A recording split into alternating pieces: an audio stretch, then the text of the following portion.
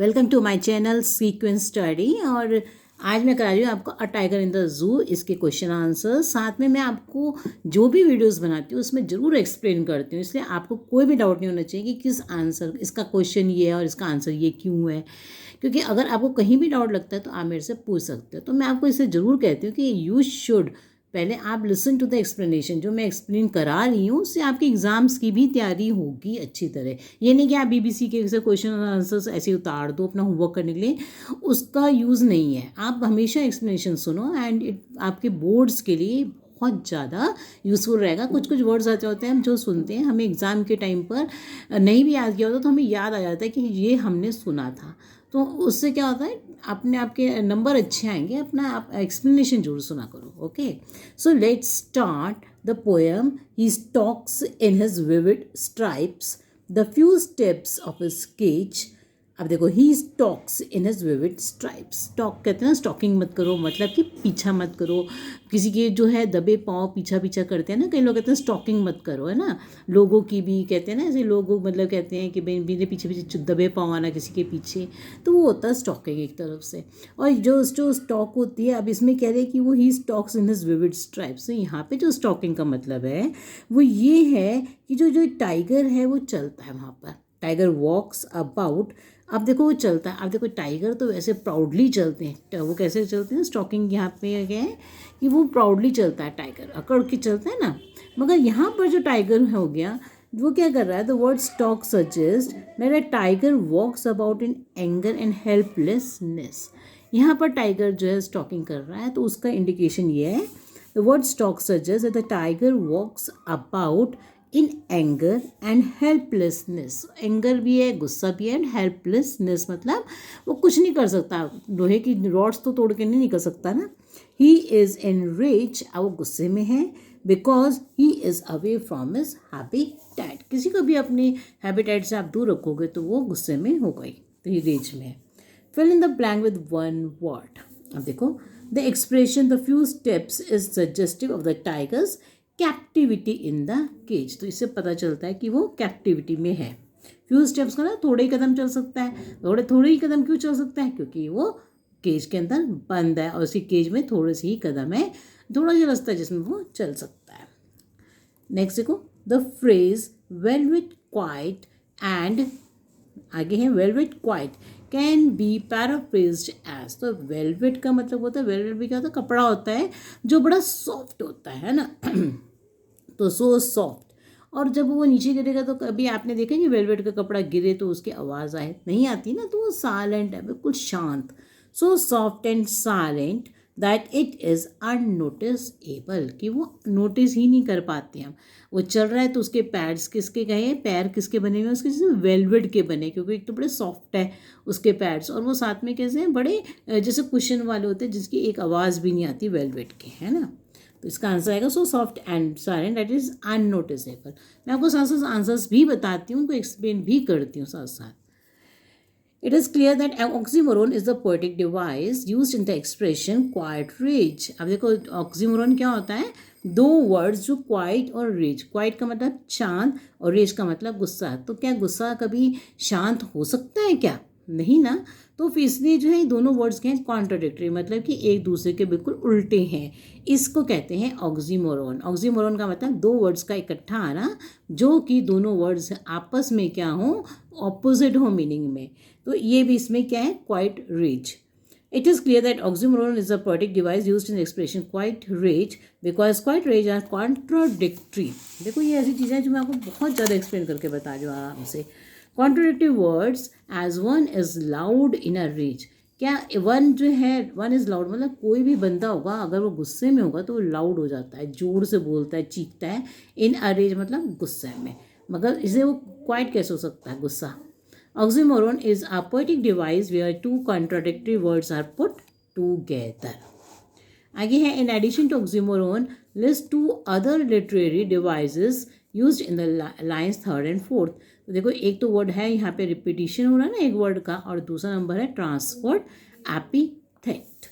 तो देखो इसमें जो है वर्ड रिपीट हो रहा है, कौन से वाला, क्वाइट। क्वाइट जो है यहाँ भी है और क्वाइट यहाँ भी है, तो ये रिपीटिशन हो रहा है वर्ड्स का, है ना। और दूसरा वर्ड है ट्रांसफर्ड एपिथेट है। ट्रांसफर्ड एपिथेट का मतलब यहाँ पर क्या है कि जो क्वाइट रेज, जो गुस्सा है वो क्वाइट नहीं, वो क्वाइट के लिए नहीं है, बल्कि जो रेज है वो गुस्सा किसके लिए आ रहा है, टाइगर के लिए आ रहा है ये वर्ड। तो जब कोई वर्ड जो है उसके साथ जुड़ा हो, जैसे क्वाइट रेज, तो ये रेज जो है किसके लिए, क्वाइट के लिए नहीं बल्कि टाइगर के लिए, तो इसको कहते हैं हम transferred epithet. Why is the tiger in a rage? अब टाइगर गुस्से में क्यों है? क्योंकि बिकॉज इंटरट लो ऐसी आंसर, जैसे मैं आपको बता रही हूँ, because he is in the captivity, he is in a cage, वो गुस्सा है क्योंकि वो केज में है, he is not enjoying his freedom, वो अपनी फ्रीडम नहीं एंजॉय कर रहा। तो देखो, the tiger is in a rage because he is away from his habitat, he has been put in a cage where he finds himself helpless. Next है, complete the sentence with the appropriate option. तो देखो, the quietness of the tiger conveys his helplessness. वो चुप इसलिए क्योंकि वो helpless है, वो चिल्ला नहीं रहा है, क्योंकि तो गुस्से में यार वो उसको दिख रहा है कि मैं helpless हूँ. Comment on the use of the word quiet. Quiet emphasizes the silence that is in the tiger's cage, as he has padded paws, his movement make no noise. He suppresses his natural self in a cage, so does not roar in anger and does not break the silence of the cage. And please, if you are new to my channel, then don't forget to subscribe to my channel. And if you are getting help from my videos, then please like and share my channel. आगे देखो, if someone is lurking, इसका मतलब है कि वो छुप रहा है, hiding. The use of the word should be suggest that the tiger is unable to do what he is supposed to do. Where should the tiger be lurking and why? The tiger should be lurking in the thick vegetation of the forest, from where he could keep an eye on the deer passing near the pond. अब next है choose option करना है। तो देखो, इसमें क्या है, जो आपकी राइमिंग स्कीम है उसमें जो बी वाली लाइन है ना, वो कर रही है, इसके साथ होनी चाहिए। तो होल्ड और वर्ल्ड, है ना। तो ऑप्शन 2 आगे है, the chief characteristic of the tigers movement is depicted here is stealth. Comment on the use of the imagery in the extract. There is imagery of the forest showing a tiger gliding stealthily through the tall, thick vegetation and a plump deer near a water body. Plump deer का ना, मोटा सा dear जो है पानी पीने जाएगा और वो उसको पकड़ लेगा, खा लेगा. नेक्स्ट है यहाँ पर, but he is locked in a concrete cell. But here contrast the life of the tiger in a forest and in a जू.